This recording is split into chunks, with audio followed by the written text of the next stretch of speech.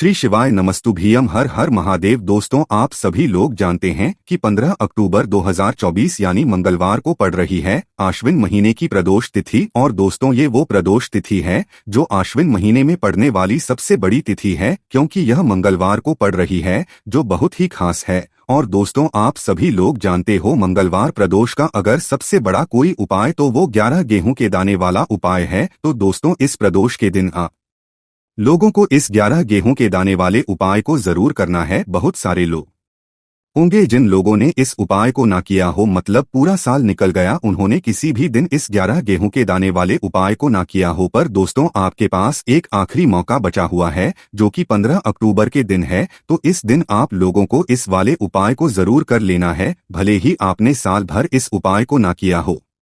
पर अगर आपने इस आश्विन महीने की प्रदोष तिथि के दिन अगर इस वाले उपाय को कर लिया, तो आपको इस उपाय को करने का वो फल मिलेगा जिसकी आपने कभी कल्पना भी नहीं करी होगी।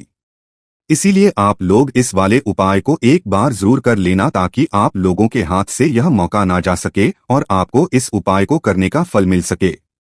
दोस्तों, यह उपाय पंडित जी ने अपनी अभी की ही शिव महापुराण की कथा में बताया है, जिस उपाय को आज आपको बहुत अच्छे से समझाने वाले हैं। इस वीडियो को देखने के बाद इस उपाय को समझने के लिए आपको कोई और वीडियो को देखने की जरूरत नहीं पड़ेगी। तो चलिए दोस्तों, उपाय को शुरू करते हैं। देखिए, ये इस आश्विन महीने के मंगलवार के दिन यह इतना खास होता है, इतना महत्वपूर्ण होता है। देखा गया है कभी कभी बड़े बड़े पूजा पाठ अनुष्ठान से जो मनोकामना पूर्ण नहीं होते, वो आश्विन महीने के दिन एक छोटे से उपाय करने से ही आपकी मनोकामना पूर्ण हो जाती है। और बहुत सारे लोगों ने इस उपाय को किया भी और उनको इस उपाय को करने का फल भी जरूर मिला है।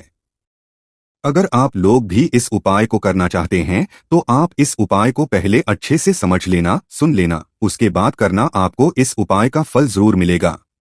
और इस उपाय को कर लेने से आपके घर में चाहे किसी भी प्रकार की दुख और समस्या क्यों ना चल रही हो, आपको उसका कारण भी नहीं पता है कि भाई यह समस्या किस कारण से चल रही है। उसका कुछ भी कारण हो सकता है, जैसे पितृदोष हो है या किसी भी तरह का मंगल दोष भी हो सकता है। तो इस दिन आप लोगों को यह वाला उपाय कर लेना है। यह एक ऐसा उपाय है जिस उपाय को अगर किसी विशेष दिन पर किया जाए, तो भाई उस विशेष दिन का जो है वह तो हमें मिलता ही मिलता है। पर हमने उस दिन पर इस 11 गेहूं के दाने वाले उपाय को किया है, तो हमें उससे भी बड़ा फल मिलता है। और फल बहुत जल्दी मिलता है, क्योंकि आप इस उपाय को बहुत ही बड़े और दिन पर कर रहे हो। तो चलिए अब उपाय के बारे में बात करते हैं, लेकिन उससे पहले आप लोगों को यह जानना आवश्यक है कि आखिर यह उपाय किस समय करना है, किसको करना है और कैसे करना है। तो चलिए हम आगे वीडियो में एक एक करके बता देते हैं। लेकिन उससे पहले अगर आप लोग हमारे चैनल पर नए हैं, तो हमारे चैनल को सब्सक्राइब कर लेना और इस वीडियो को लाइक करके कॉमेंट बॉक्स में श्री शिवाय नमस्तुभ्यम नमः शिवाय जरूर टाइप कर देना। तो दोस्तों, इस 11 गेहूं के दाने वाले उपाय को हमें इस मंगलवार प्रदोष के दिन करना है। किसको करना है, किस समय करना है और कहां पर करना है, ये सारे सवालों के जवाब आपको इस वीडियो में मिल जाएंगे। और जो ये वीडियो देखेगा भाई, उसको 11 गेहूं के दाने वाला उपाय जरूर करना चाहिए, क्योंकि इस दिन एक गेहूं के दाने का भी बहुत ही बड़ा और विशेष महत्व होता है। और जब बात आ जाए 11 गेहूं के दाने की, तो ये सोने पे सुहागा वाली बात हो जाती है। और ये एक बहुत ही बड़ा उपाय हो जाता है मंगलवार व्रत का। तो अब दोस्तों, इस 11 गेहूं के दाने वाले उपाय को आखिर करना किसको है, सबसे पहले हम लोग वो बात जान लेते हैं। तो देखो, घर की जो बड़ी माताएं बहनें होती हैं, उन माताओं बहनों में से कोई भी एक बड़ी माता बहन इस वाले उपाय को कर सकती है। और दोस्तों, अगर आप चाहें तो अपने घर में से सभी सदस्यों को भी इस उपाय को करवा सकते हैं। अगर किसी व्यक्ति की खुद की कोई मनोकामना है, खुद की कोई दुख और परेशानी है जो कि वह अपने लिए ही करना चाहता है, इस वाले को तो वह खुद अपने लिए भी कर सकता है। बाकी अगर कोई घर में से ऐसा है जो कि अपने पूरे घर परिवार की सुख और शांति के लिए यह वाला उपाय करना चाहता है, तो भाई वह भी कर सकता है। उसमें भी कोई दिक्कत वाली बात नहीं है। कहने का मतलब यह है कि इस उपाय को हर एक सदस्य भी कर सकता है, और पूरे घर परिवार के सदस्य के लिए घर की बड़ी माताओं बहनों में से कोई एक माता बहन भी कर सकती है। माताएं बहनें अगर घर में ना हो या वह यह वाला उपाय ना कर पा रही हो तो फिर घर का कोई बड़ा सदस्य भी इस 11 गेहूं वाले उपाय को कर सकता है। चाहे फिर वह पुरुष ही क्यों ना हो, उसमें कोई भी दिक्कत वाली बात नहीं है। अब दोस्तों, इस 11 गेहूं के दाने वाले उपाय को हमें करना कहाँ पर है? देखो, इस उपाय को हमें घर के मंदिर में ही करना है। बहुत सारे लोग प्रश्न करते हैं, हर एक उपाय को करते समय क्या हम इस उपाय को घर पर या मंदिर में कर सकते हैं? तो इस वाले उपाय को आप मंदिर में करोगे तो अच्छा रहेगा, घर में नहीं करना है इस वाले उपाय को। उसके बाद में दोस्तों जो अगला प्रश्न निकल कर आता है वो ये आता है, इस उपाय को लेकर के आखिर इस उपाय को हमें किस समय करना है? सुबह के समय करना है कि शाम के समय करना है? तो देखो, इस वाले उपाय को आप लोग सुबह के समय भी कर सकते हो और शाम के समय प्रदोष काल में भी कर सकते हो। अब अगर आप पूछो कि भाई साहब सबसे उत्तम समय कौन सा रहेगा इस 11 गेहूं के दाने वाले उपाय को करने का, तो हम आपसे बस यही कहेंगे कि इस उपाय को आप शाम के समय करेंगे तो ज्यादा बेहतर होगा, क्योंकि प्रदोष भी इस दिन है और इस दिन प्रदोष काल के बहुत महत्व होता है। बाकी अगर सुबह के समय भी करेंगे तो भी अच्छा होगा, उसमें कोई भी दिक्कत वाली बात नहीं है। तो अब दोस्तों जो अगली सबसे बड़ी और महत्वपूर्ण बात आती है वो ये आती है कि सुबह अगर हम उपाय को करेंगे तो हमें कितने बजे से लेकर कितने बजे तक के बीच में करना है, और शाम के समय प्रदोष काल में करेंगे तो हमें कितने बजे से लेकर कितने बजे के बीच में है। तो देखो, सुबह जितनी जल्दी हो सके आप उपाय को करने की कोशिश करना। बाकी अगर किसी कारणवश लेट भी हो जाओ, थोड़ी देर भी हो जाए, तो 10 या 11 बजे तक भी आप उपाय कर लेना, पर 12 बजे से ज्यादा देरी ना हो, ठीक है? इस बात का ध्यान रखना। उसके बाद में दोस्तों, अगर शाम के समय प्रदोष काल की बात करें, प्रदोष काल का जो समय होता है वो शाम के 6 बजे से शुरू हो जाता है। मतलब शाम के 6 बजे से लेकर 7 बजे के बीच का जो समय है ये समय प्रदोष काल का समय होता है। पर अभी जो मौसम चल रहा है, इस मौसम में जो है शाम बहुत देरी से होती है, तो आप इस उपाय को 7 या 8 बजे के बीच में भी कर सकते हो। मतलब शाम के 6 बजे से रात 8 बजे के बीच में आप कभी भी इस वाले उपाय को कर सकते हो, उसमें कोई भी दिक्कत वाली बात नहीं है। परंतु मंगलवार के दिन कोशिश करना कि समय के अंतर्गत ही कर लो, किसी कारणवश ना कर पाओ तो थोड़ा देरी से भी कर सकते हो, आपको का फल जरूर मिलेगा। देखो, गुरुजी ने कहा है कि अगर मंगलवार के दिन प्रदोष तिथि पड़ जाए तो इस दिन आपको 11 गेहूं के दाने वाला उपाय तो अवश्य ही करना चाहिए।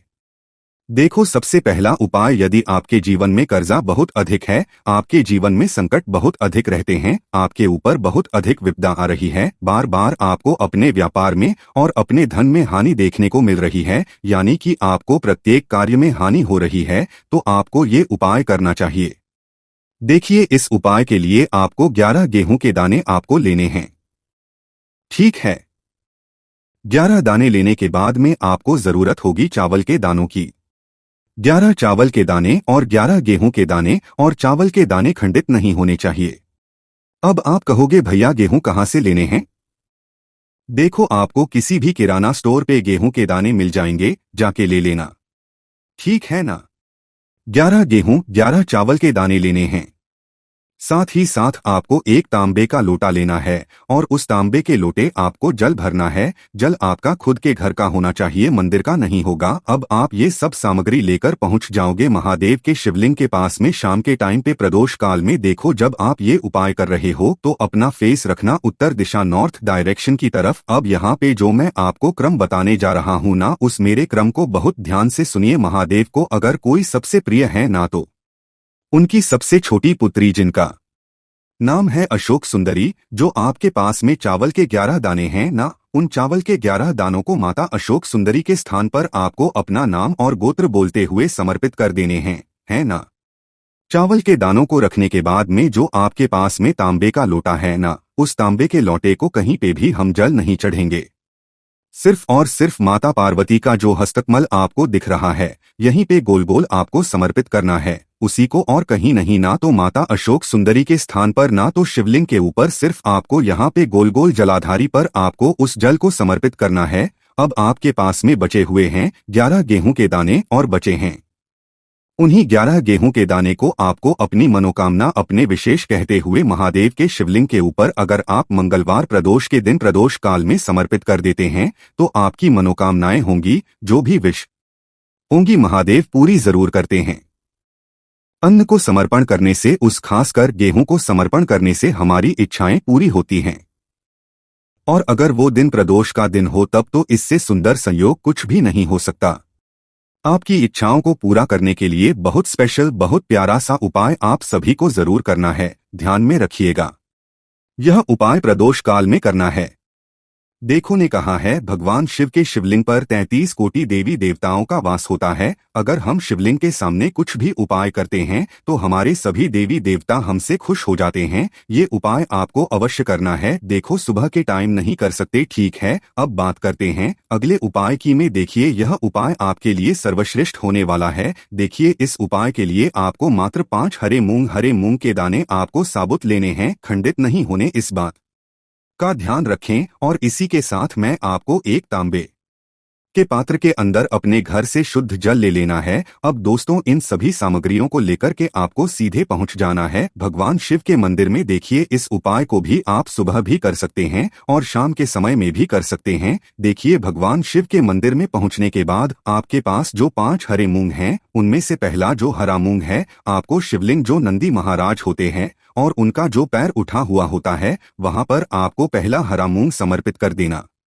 है। और आपको श्री शिवाय नमस्तुभ्यम इस मंत्र का जाप कर लेना है। फिर आपको दूसरा हरा मूंग लेना है और शिवलिंग पर जो श्री गणेश जी वाला स्थान होता है, वहां पर आपको यह दूसरा हरा मूंग समर्पित कर देना है। यानी कि शिवलिंग के सीधे तरफ आपको ये दूसरा हरा मूंग समर्पित करना है। और फिर आपको नमः शिवाय, फिर श्री गणेशाय नमः इस मंत्र का जाप कर लेना है। तीसरा हरा मूंग का दान आपको भगवान शिव की सबसे प्रिय पुत्री माता अशोक सुंदरी वाले स्थान पर समर्पित करना होगा। शिवलिंग की जो जलाधारी होती है, जहां से जल बहकर के आता है, उसी जलाधारी के बीच में जो कहीं कहीं उठी हुई लाइन होती है सांप की आकृति के रूप में, वहीं पर आपको तीसरा हरा मूंग समर्पित करना है और फिर आपको इसका जाप कर लेना है। अब दोस्तों, चौथा जो हरा मूंग है, उसे आपको भगवान कार्तिकेय जी का जो स्थान होता है शिवलिंग पर, वहां पर आपको ये चौथा हरा मूंग का दाना समर्पित कर देना है और आपको ओम नमः शिवाय इस मंत्र का जाप कर लेना है। अब दोस्तों, आपके पास जो 5वां और अंतिम हरा मूंग बचा हुआ है, उससे जल के पात्र के अंदर डाल देना है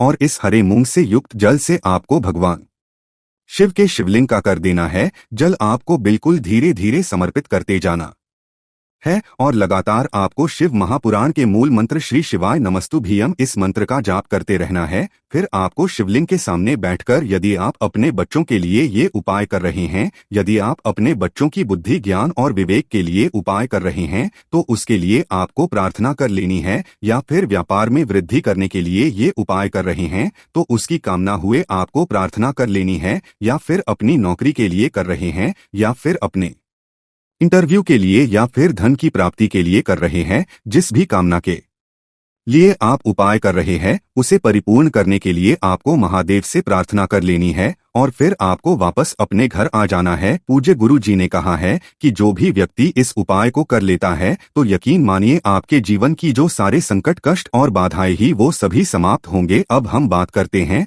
अगले उपाय की। इस उपाय के लिए आपको एक दीपक लेना है। दीपक आप मिट्टी का भी ले सकते हैं और शुद्ध आटा मढ़कर उसका दीपक भी आप तैयार कर सकते हैं। दीपक के अंदर गोल बाती का प्रयोग करना है और दीपक के अंदर आपको शुद्ध घी का प्रयोग करना है। इसी के साथ में आपको मात्र एक फूल वाली लौंग लेनी होगी। अब यह एक दीपक और एक फूल वाली लौंग लेकर के सीधा आपको पहुंचना होगा बरगद के वहां पर। देखिए, सबसे पहले तो आपके पास जो एक फूल वाली लौंग है, उससे आपको बरगद के वृक्ष की जड़ में समर्पित करना है। देखिए, अगर आपके जीवन में कोई भी संकट आने वाला है, कोई भी कष्ट आने वाला है, तो वह इस उपाय के माध्यम से दूर होने वाला है। महादेव की विशेष कृपा रहेगी कि जो भी संकट आपके जीवन में आने वाला होगा वह भी दूर हो जाएगा। तो आपको एक लौंग समर्पित करनी है बरगद वृक्ष की जड़ में और वहीं पर आपको जो है गोल बाती वाला दीपक जो आप लेकर के गए हैं, उससे भी वहां पर प्रज्वलित कर देना है वटकेश्वर महादेव का स्मरण करते हुए। देखिए, जब भी आपको जीवन में इस साल लगने लगे कि आपके जीवन में कुछ भी अच्छा नहीं चल रहा है, तब भी आप कोई उपाय करना है तो इस प्रकार से आपको ये उपाय करना है। अब हम जान लेते हैं चौथे विशेष उपाय के बारे में। देखिए, यदि आपके विवाह में शादी में कोई भी समस्या आ रही है,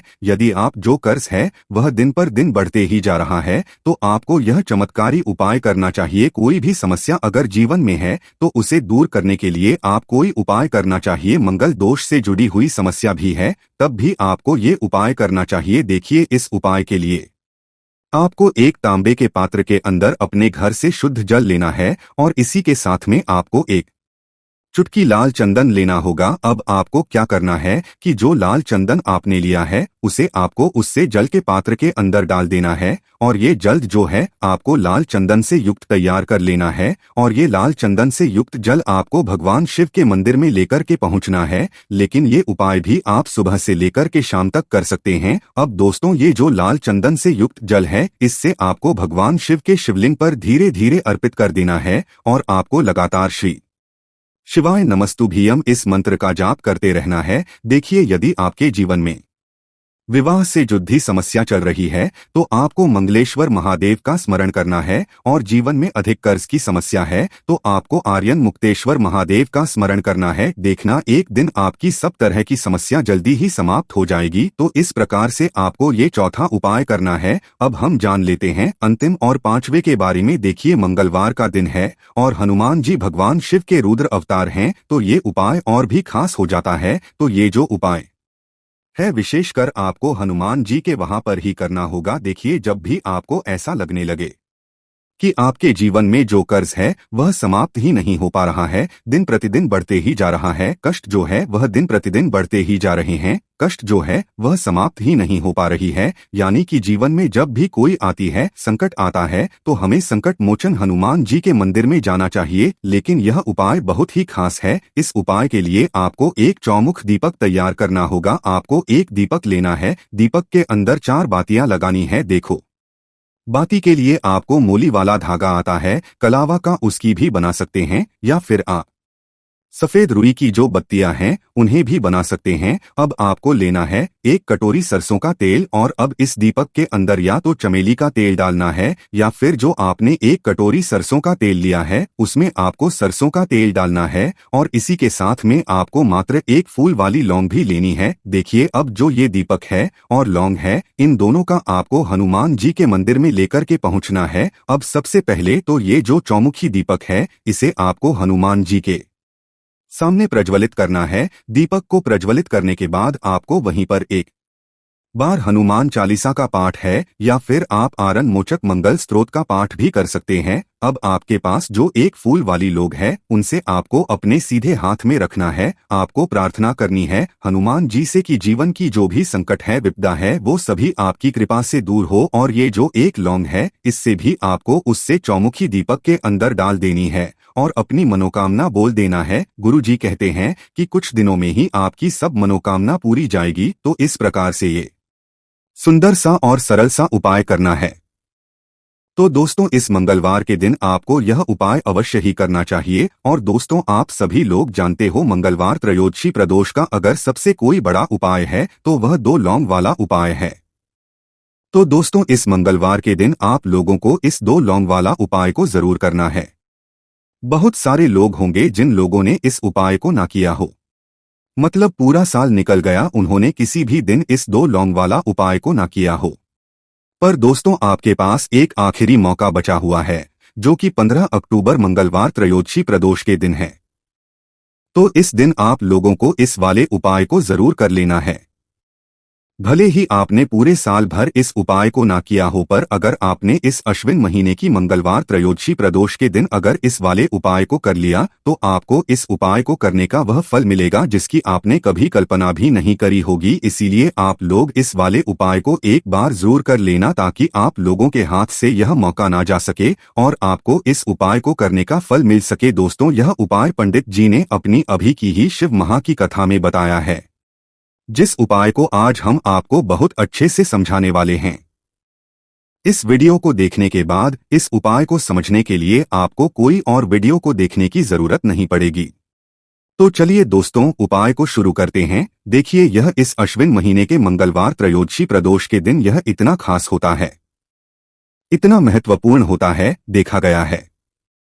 कभी कभी बड़े बड़े पूजा पाठ अनुष्ठान से जो मनोकामना पूर्ण नहीं, वह अश्विन महीने के दिन एक छोटे से उपाय करने से ही आपकी मनोकामना पूर्ण हो जाती है। और बहुत सारे लोगों ने इस उपाय को किया भी है और उनको इस उपाय को करने का फल भी जरूर मिला है। अगर आप लोग भी इस उपाय को करना चाहते हैं तो आप इस उपाय को पहले अच्छे से समझ लेना, सुन लेना, उसके बाद करना। आपको इस उपाय का फल जरूर मिलेगा। और इस उपाय को कर लेने से आपके घर में चाहे किसी भी प्रकार की दुख और समस्या चल रही हो, आपको उसका कारण भी नहीं पता है कि भाई ये समस्या किस कारण से चल रही है। उसका कुछ भी कारण हो सकता है, जैसे पितृदोष हो सकता है या किसी भी तरह का मंगल दोष भी हो सकता है। तो इस दिन आप लोगों को 2 लौंग वाला उपाय कर लेना है। ये एक ऐसा उपाय है जिस उपाय को अगर किसी विशेष दिन पर किया जाए तो भाई उस विशेष दिन का जो है वह तो हमें मिलता ही मिलता है। पर हमने उस दिन पर इस 2 लौंग वाला उपाय को किया है तो हमें से भी बड़ा फल मिलता है और फल बहुत जल्दी मिलता है, क्योंकि आप इस उपाय को बहुत ही बड़े और विशेष दिन पर कर रहे हो। तो चलिए अब उपाय के बारे में बात करते हैं, लेकिन उससे पहले आप लोगों को यह जानना आवश्यक है कि आखिर यह उपाय किस समय करना है, किसको करना है और कैसे करना है। तो चलिए हम आगे आपको वीडियो में एक एक करके बता देते हैं, लेकिन उससे पहले अगर आप लोग हमारे चैनल पर नए हैं तो हमारे चैनल को सब्सक्राइब कर लेना और इस वीडियो को लाइक करके कमेंट बॉक्स में श्री शिवाय नमस्तुभ्यम ओम नमः शिवाय जरूर टाइप कर देना। तो दोस्तों, इस 2 लौंग वाला उपाय को हमें इस मंगलवार त्रयोदशी प्रदोष के दिन कैसे करना है, किसको करना है, किस समय करना है और कहां पर करना है, ये सारे सवालों के जवाब आपको इस वीडियो में मिल जाएंगे। और जो ये वीडियो देखेगा भाई, उसको 2 लौंग वाला उपाय जरूर करना चाहिए, क्योंकि इस दिन लौंग का भी बहुत ही बड़ा और विशेष महत्व होता है। और जब बात आ जाए 2 लौंग वाला उपाय की, तो यह सोने पे सुहागा वाली बात हो जाती है और यह एक बहुत उपाय हो जाता है इस मंगलवार त्रयोदशी प्रदोष का। तो अब दोस्तों, इस 2 लौंग वाला उपाय को आखिर करना किसको है, सबसे पहले हम लोग वह बात जान लेते हैं।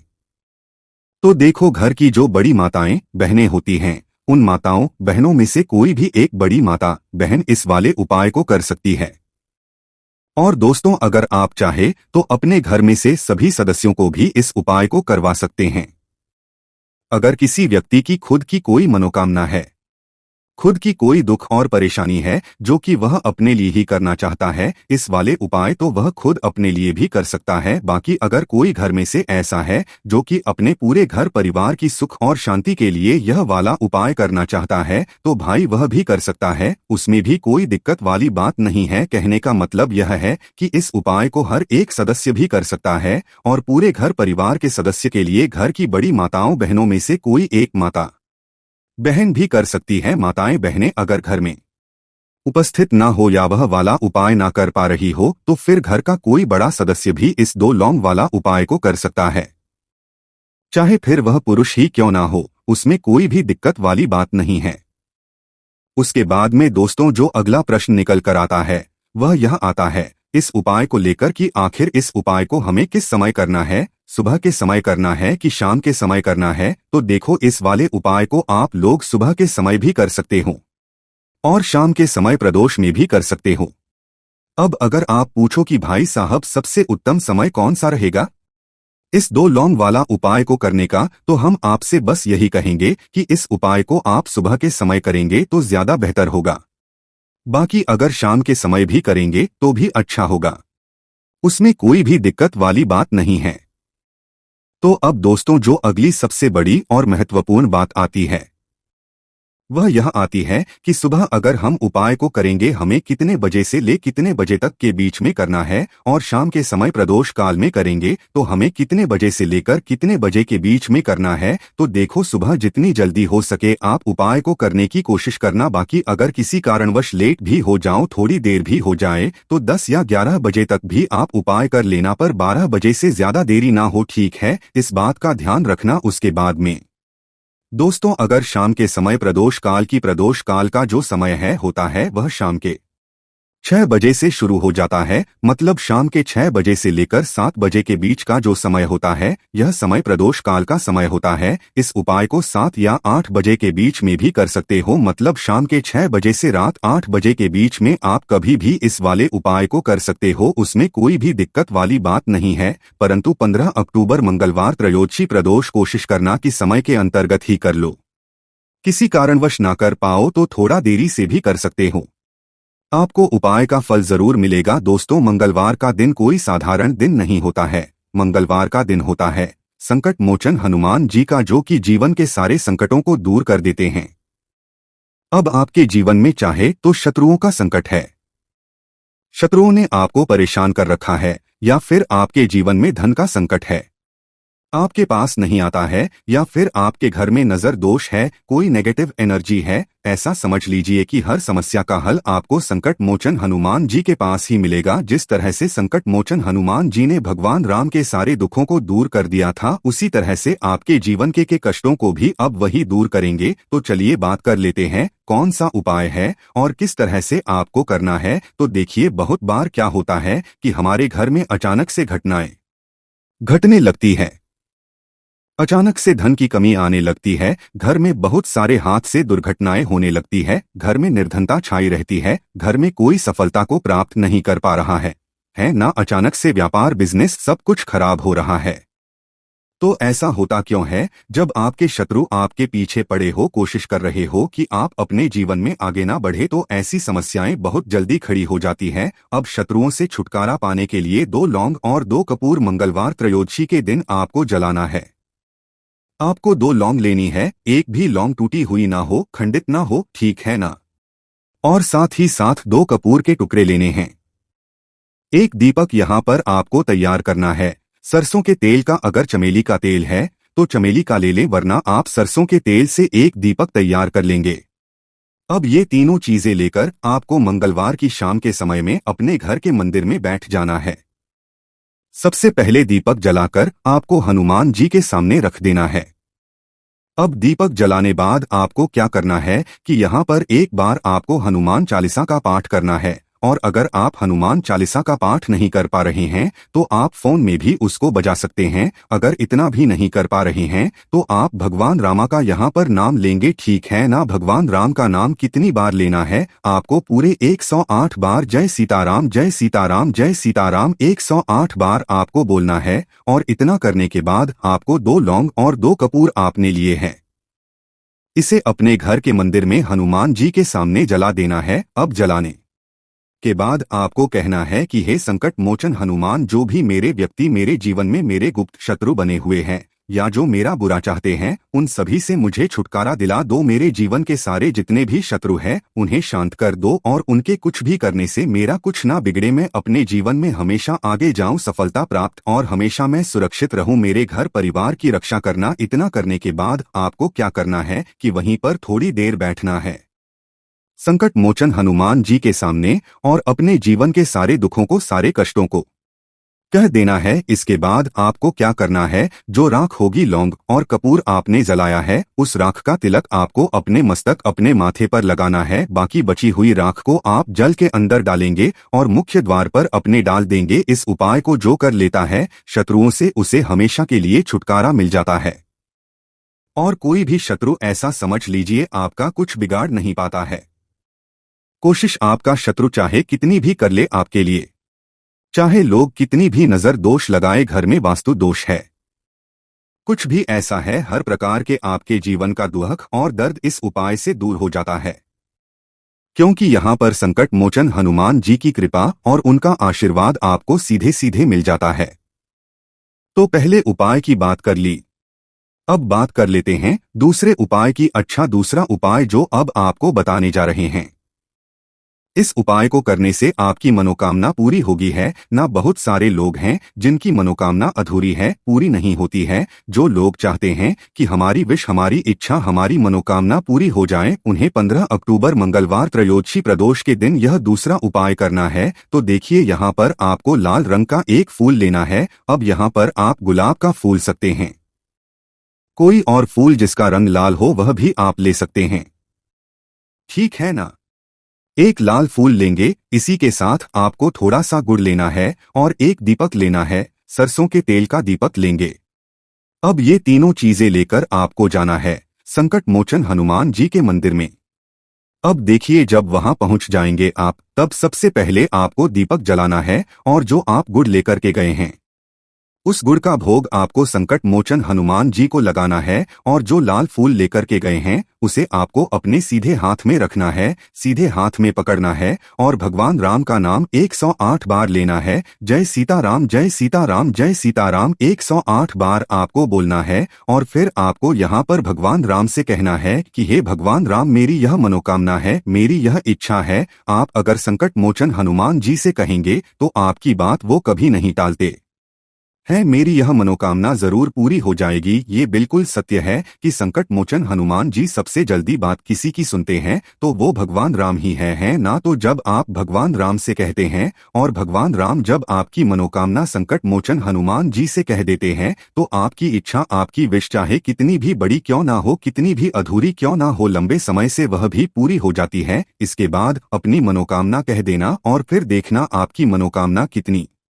जल्दी भगवान संकट मोचन जो है ना हनुमान जी यह पूरी कर देंगे। तो दो उपाय की अभी तक हमने बात कर ली है जो कि बहुत ही ज्यादा उत्तम उपाय है।